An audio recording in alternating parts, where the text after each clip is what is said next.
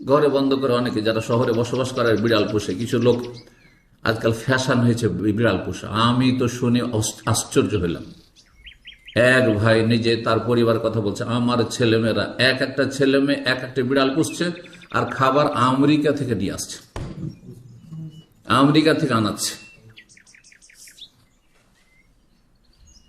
এবং কার্টুনে করে সরাসরি নিয়ে আসতে পারছে না, ওই দেশে পারমিশন নেই। তখন সৌদি আরবে নিয়ে এসে এখানে পারমিশন আছে, এখান থেকে তারা অল্প অল্প করে নিয়ে যাচ্ছে, খাওয়াচ্ছে। আউযুবিল্লাহ।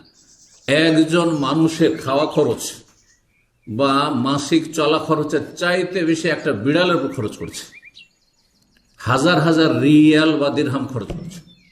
আশ্চর্য হইল এই কয়েক সপ্তাহ আগে শুনে।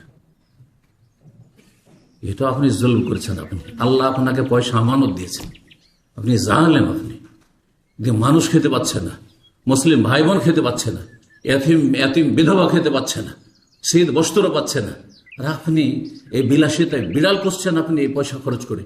আউযু বিল্লাহি মিনাশ শাইতানির রাজিম। এবং বিড়াল পোষা কোনো সুন্নত নাই, ভালো করে শুনে, বিড়াল পোষা কোনো সুন্নত নাই। জি, আবু হুরায়রার নাম থেকে, আর আবু হুরায়রা একটু বিড়ালকে ভালোবাসতো, সেই জন্য বিড়াল পোষার সুন্নাত কিছু মূর্খ লোকদের কথা। এটা কোনো আলেমের কথা নাই। জি, জায়েজ। জি,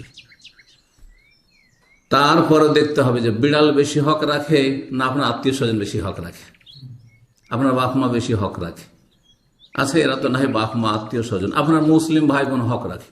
এমনকি অমুসলিম একটা মানুষ বেশি হক রাখে না একটা বিড়াল বেশি হক রাখে? একটা মানুষ না খেয়ে মরে যাচ্ছে অমুসলিম, সে বেশি হক রাখে না একটা বিড়ালে বেশি হক রাখে?